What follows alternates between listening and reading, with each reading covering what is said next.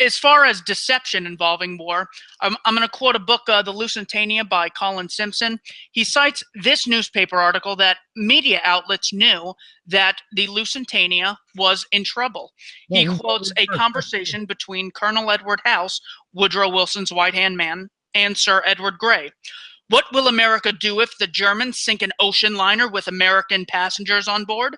House responded, I believe that a flame of indignation would sweep the United States, and that by itself would be sufficient to carry us into war.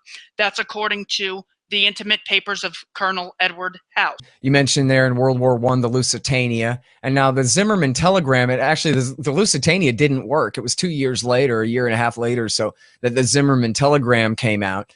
And this was used as the excuse to finally get the declaration of war. And the thing is completely ridiculous. I mean, here you have the Kaiser's army is completely bottled up in the middle of Europe. It's not going anywhere. He's got no real naval power whatsoever. The British rule the seas.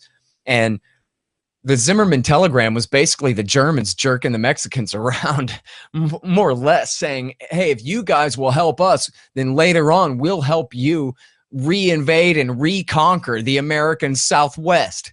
Which is just, just like Saddam Hussein's Manhattan Project. I mean, this is the height of ridiculous, fantasy. This couldn't possibly come true in a million years. And yet this was the provocation. And I guess the telegram was actually legitimate. It just amounted to nothing. And they exploited it like it was the real deal.